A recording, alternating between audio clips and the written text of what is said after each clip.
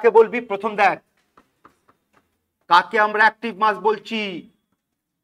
Molar concentration. আর আমরা কাকে active mass বলছি বেটা? Partial pressure. আর একটা কাকে অ্যাক্টিভ মাস বলছি আমরা? মোল ফ্র্যাকশন। ঠিক। দ্বিতীয় কথা বল, মোলার কনসেন্ট্রেশন, পার্শিয়াল প্রেশার আর মোল ফ্র্যাকশনের সিম্বল বল। এক্স। এর সিম্বল, এর সিম্বল এই চ্যাপ্টারের মধ্যে আমরা ব্র্যাকেট কার সিম্বল? Molar concentration. ঠিক আছে। আচ্ছা ইউনিট বল, কনসেন্ট্রেশনের ইউনিট বল। Mole per litre. এর ইউনিট বল এটিএম। এর ইউনিট হয় না। তারপর একটা নিয়ম আছে, শুনে নে। নিয়মটা হচ্ছে দ্যাট অ্যাক্টিভ মাস কার পিওর লিকুইড বা সলিড কত নিবি? এটা এখন রুল লিখে রাখ, যখন প্রবলেমে নামবো তখন এটা দরকার হবে যে পিওর সলিড বা পিওর লিকুইডের অ্যাক্টিভ মাস কত নিবি বেটা? 1। আর number of moles of pure liquid বা সলিড কত নিবি বল? 0। যতক্ষণ কোশ্চেনে যাব না এই লাইনের মানে এটা বুঝতে পারবি না। এখন শুধু তিনটে কথা মাথায় রাখ যে আমার কাছে অ্যাক্টিভ মাস মানে কি? তিনটে টার্ম। কি কি বেটা? মোলার কনসেন্ট্রেশন, পার্শিয়াল প্রেশার আর মোল ফ্র্যাকশন। এই তিনটে টার্ম ধরে রাখ, একটু পরে বুঝবি। নেক্সট দেখ কি পড়তে যাচ্ছি। পল, হেডিং পল।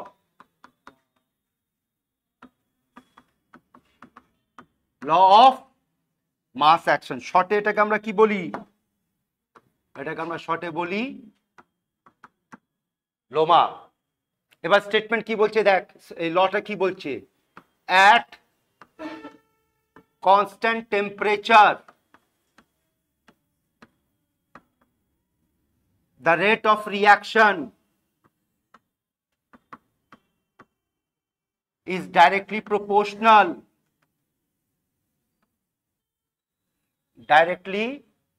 proportional কার সঙ্গে proportional?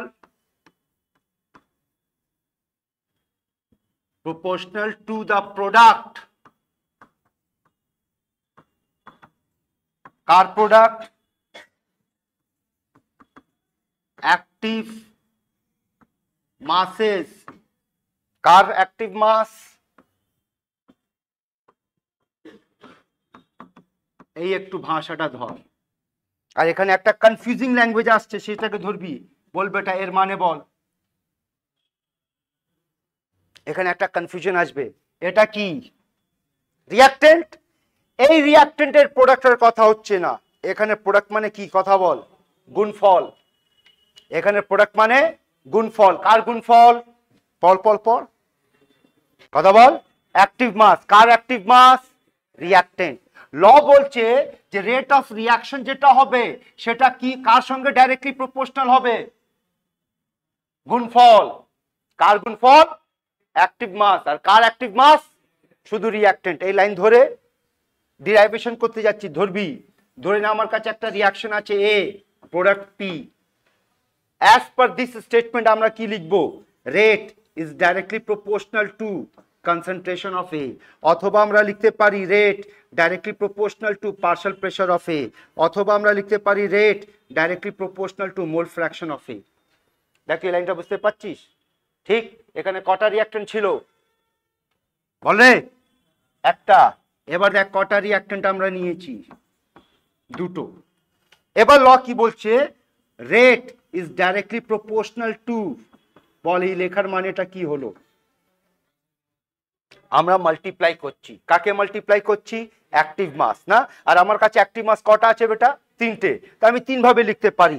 একটা কনসেন্ট্রেশন টার্মসে লিখতে পারি, একটা পার্শিয়াল প্রেশার, একটা মোল ফ্র্যাকশন। তার মানে বল এখানে রেট আমরা কিভাবে লিখতে পারি? Partial pressure of A multiplied by partial pressure of B.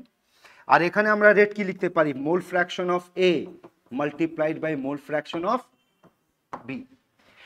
এবার ধরে নাও আমাদের কাছে এইরকম কোন একটা রিঅ্যাকশন ধরে নাও 2a plus 3b product P. তো বল এটাকে আমরা এইভাবে লিখতে পারি a plus B plus B plus B product P. Law আগেই বলেছে যে আমরা যা কথা বলবো কাকে নিয়ে কথা বলবো, রিঅ্যাক্টেন্ট না প্রোডাক্ট? রিঅ্যাক্টেন্ট। আর রিঅ্যাক্টেন্টের কি নেব? অ্যাক্টিভ মাসের গুণফল। ঠিক, দেখ তো গুণফল আমরা এইভাবে বলতে পারি, r proportional concentration of A to the power A, sorry B concentration of B, আর কনসেন্ট্রেশন অফ বি বলতে পারি। হ্যাঁ, তাহলে এটাকে একসঙ্গে যদি লিখতে যাই তাহলে কিভাবে লিখবি বল?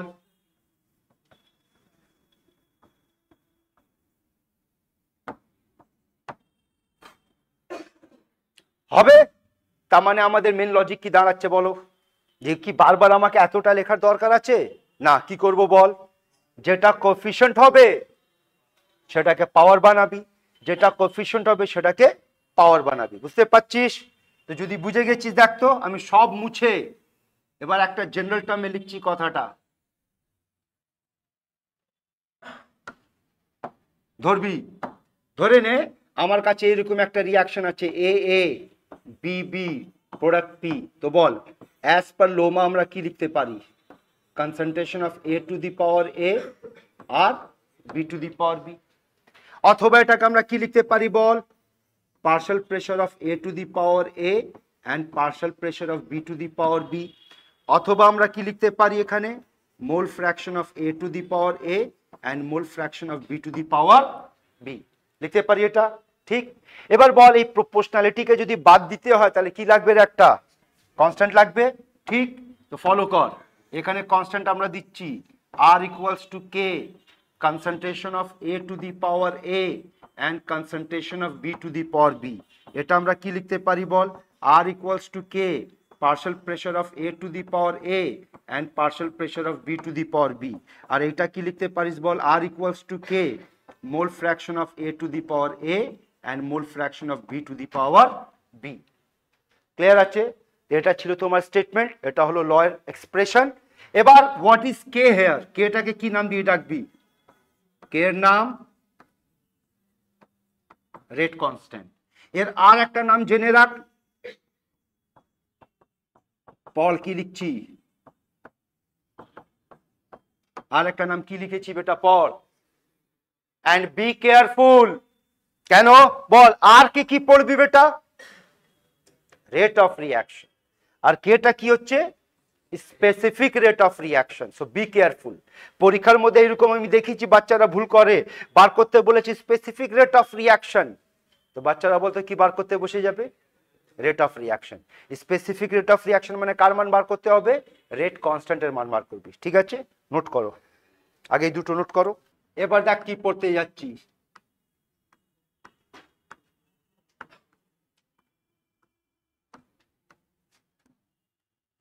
কি পড়তে যাচ্ছি বেটা? Law of equilibrium. আয় বুঝি। ধরে নে আবার একটা রিঅ্যাকশন নিয়েছি A A B B reversible C C আর ডি ডি। চল বেটা বল, অ্যাকর্ডিং টু লোমা, যদি আমরা লোমা অ্যাপ্লাই করি, কোথায় অ্যাপ্লাই করছি দেখ? Forward reaction.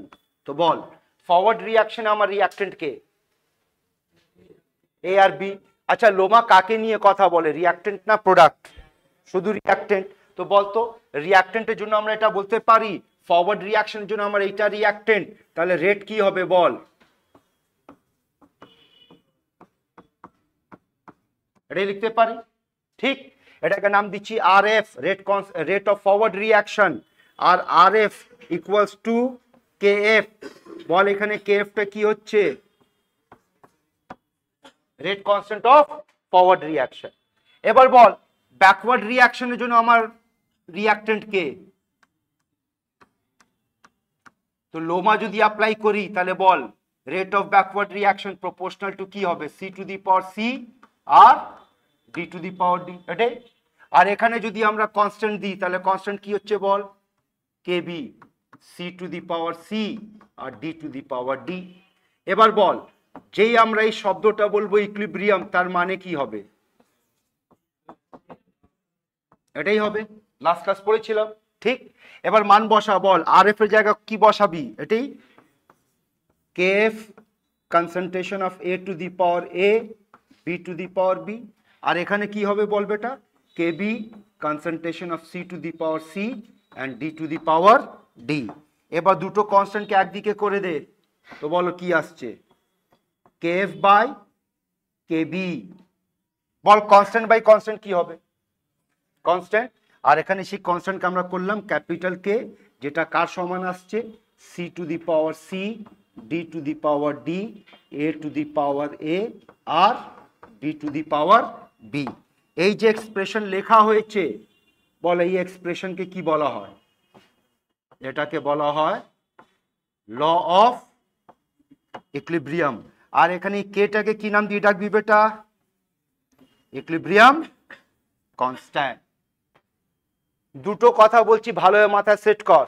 একটা তো ইকুইলিব্রিয়াম কনস্ট্যান্ট কিভাবে লেখা হবে বল, উপরে কাকে রাখবি, প্রোডাক্ট, আর তার পাওয়ার কাকে বানাবি, কোএফিশিয়েন্ট কে, বাই নিচে কে হবে রিঅ্যাকট্যান্ট, তার পাওয়ার তার কোএফিশিয়েন্ট। এর সঙ্গে আর একটা কে মাথায় রাখবি, যে k is also a ratio of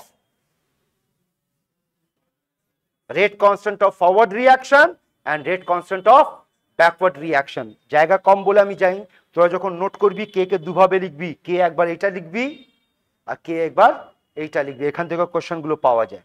এবার দেখ কি পড়তে যাচ্ছি,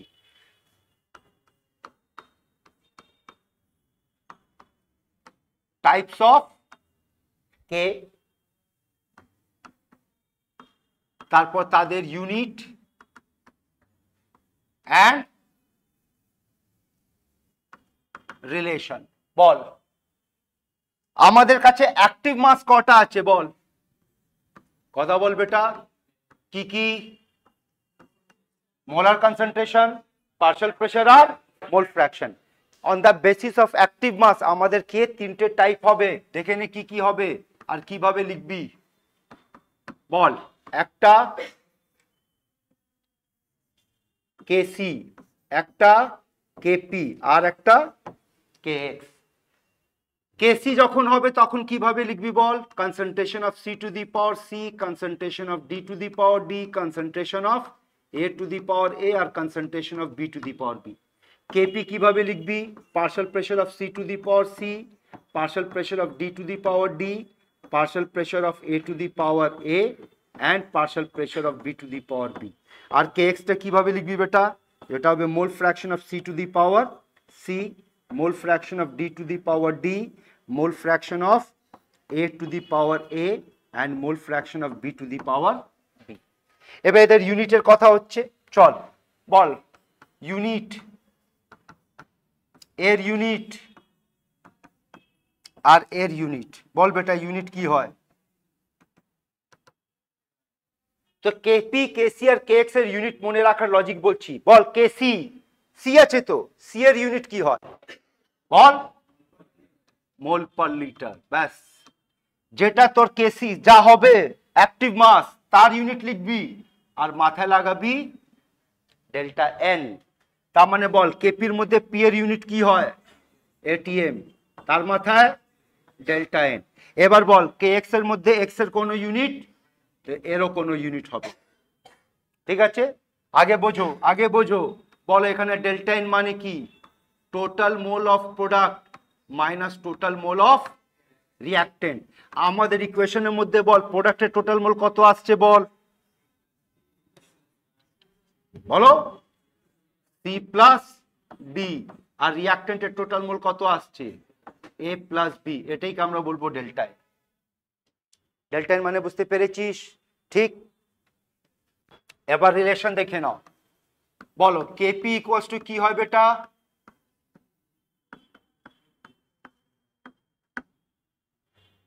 কেপি ইকুয়ালস টু কি হয়, k c R T to the power delta n. যেখানে তিনটে খেলা হবে বেটা, তিনটে খেলা ধরবি, বল delta n greater than 0, delta n equals to 0, আর ডেল্টা এন লেস দেন 0। তো বল কি কি দাঁড়াচ্ছে, যদি ডেল্টা এন গ্রেটার দেন 0 তার অন্য মানে কেপি গ্রেটার দেন কেসি। যদি ডেল্টা এন 0, 0 বসা বেটা, কেপি ইকুয়ালস টু কেসি, আর এখানে কেপি লেস দেন কেসি। আরো রিলেশন জেনে নে, k p equals to k x p to the power delta n হয়, আর k x is equals to k c v to the power delta n হয়। আর যখন ডেল্টা এন 0 হবে রে, তখন দেখতে এই কথাটা বলতে পারি কেপি কেসি কেএক্স সব সমান হয়ে যাবে। বুঝতে পেরেছিস? নোট করো, এবার কোশ্চেনে নামবো আমরা বেটা, এখান থেকে না? হ্যাঁ চল।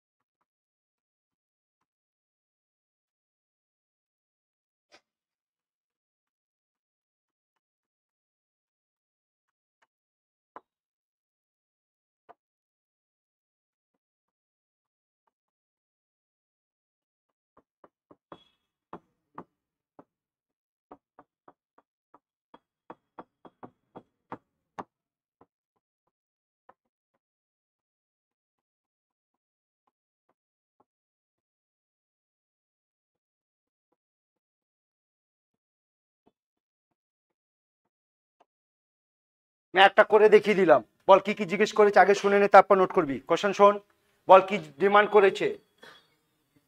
কেসি লেখো আর তারপর তাদের রিলেশন। তো বল এই ইকুয়েশনের জন্য কেসি এইভাবে লেখা হবে, ঠিক? আর এই ইকুয়েশনের জন্য কেপি এইভাবে লেখা হবে। চল ইউনিট বল।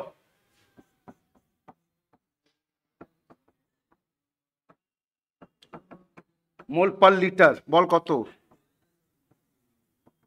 বলো বলো, ডেল্টা এন বার করো।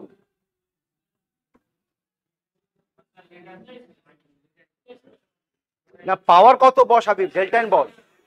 -2 না, এটা কত মোল? 2 মোল। আর এটা কত মোল? 4 মোল। ডেল্টা এন মানে প্রোডাক্ট মাইনাস রিঅ্যাকট্যান্ট করবি, তাহলে কত আসছে বল? -2। এখানে -2। আর এদের মধ্যে রিলেশন কি হবে বল? K p equals to KC R T to the power -2। ঠিক, একটা করে দেখিয়ে দিলাম। এইভাবে এক একটা কোশ্চেন দিচ্ছি, ইকুয়েশন দিচ্ছি, তার কেপি বার করবি, কেসি বার করবি, দুজনের ইউনিট বার করবি, আর দুজনের মধ্যে রিলেশন কি আছে সেটা বার করবি। চলো কমপ্লিট কর এটা।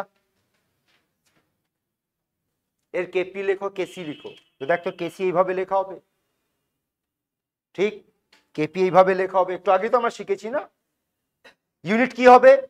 তো k c unit mole per litre to the power delta n. Delta n -2 পাচ্ছিস কিনা সেটা বল।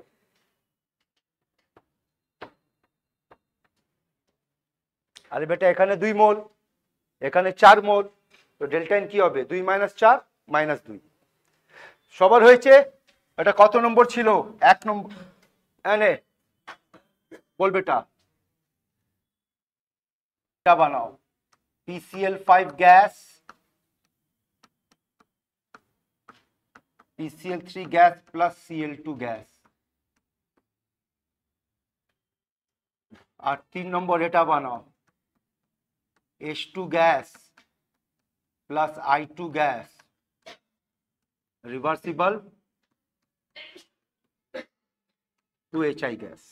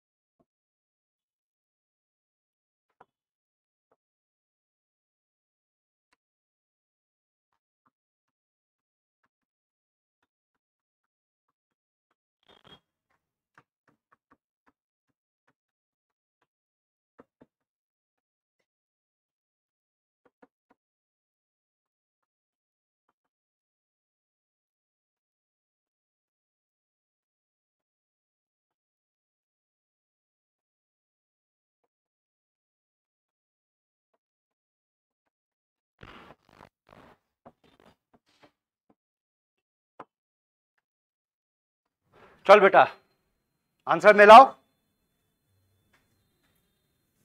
বল প্রথম কেসে ডেল্টা এন এর মান কত? 1, তো 1 বসে সলভ করে নে। আর এইদিকে ডেল্টা এন এর মান কত? 0। ডেল্টা এন 0 হলে কেপি কেসি সমান হবে। বাকি আনসার গুলো মিলিয়ে নে।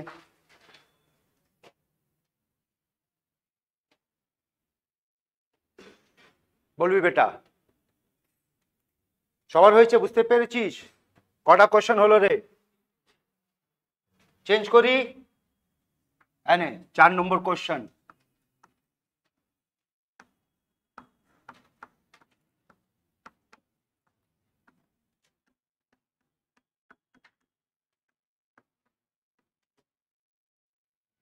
আর 5 নম্বর কোশ্চেন।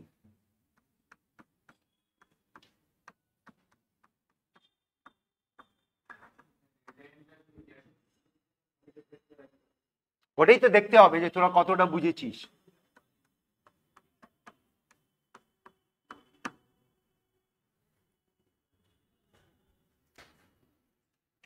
একটু আগে যে কথাটা আমরা পড়েছিলাম সেটা অ্যাপ্লাই করো। পিওর সলিড পিওর লিকুইডের অ্যাক্টিভ মাসের মান কত নিবি? 1। তো 1 বসালে কত আসছে দেখ।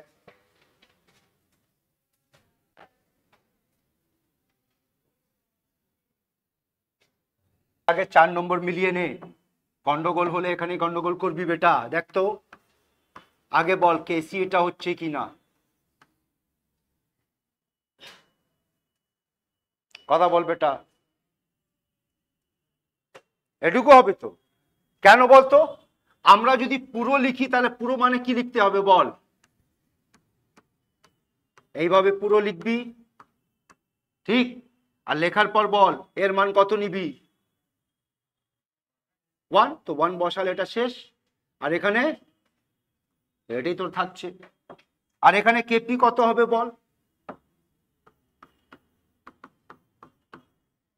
That's all. হবে? এবার এখানে আর একটা টুইস্ট আছে, টুইস্ট ধরে নে। এটা বুঝতে পেরেছিস তো? 1।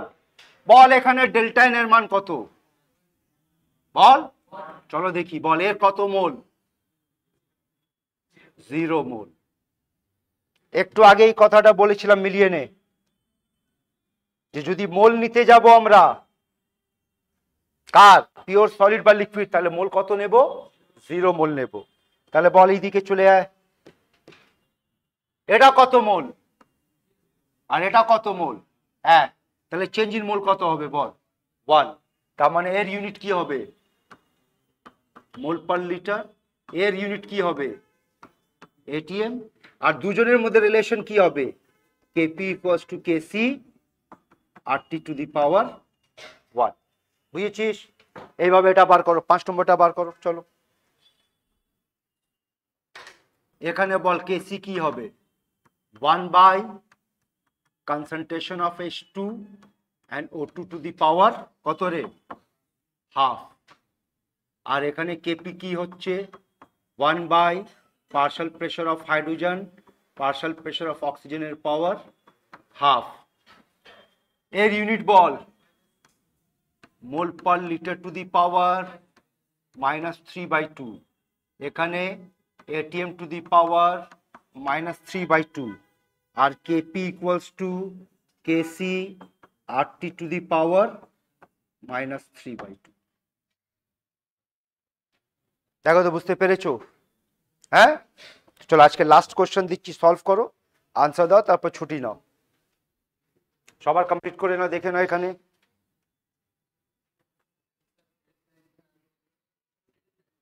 ডেল্টা এন, চলো বলবি এটা কত মোল আছে?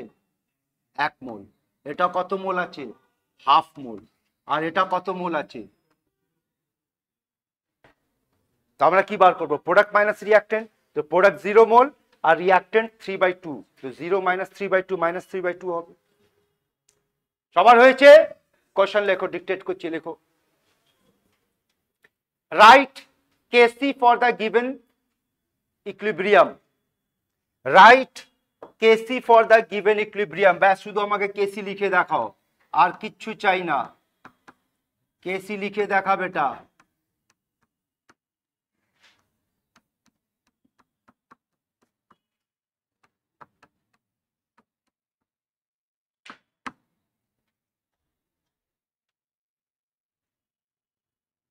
এবার আমি আনসার লিখছি, মেলাও।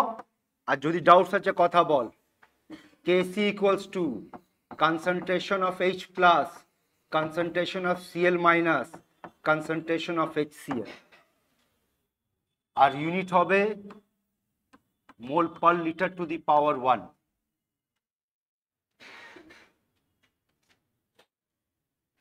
বল কার ডাউটস আছে?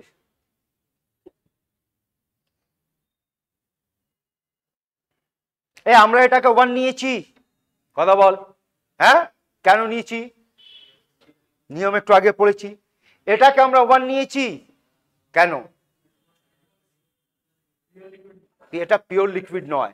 H প্লাস অ্যাকুয়াস মানে কি? জলের মধ্যে H প্লাস আছে, তার মানে ওটাকে আমাকে নিতে হবে। যখন পিওর সলিড বা পিওর লিকুইড হবে তখনই ওটাকে 1 নিবি। ক্লিয়ার? তার মানে এখানে মোল কত হলো রে? এটা কত মোল? এটা এটা এটা চেঞ্জ ইন মোল কত হবে? এখন বুঝেছিস? ক্লিয়ার? এটা ঠিক। তো এখানে এখন আজকে আমরা কি পড়লাম বেটা? টাইপস অফ কে, তাদের মধ্যে রিলেশন।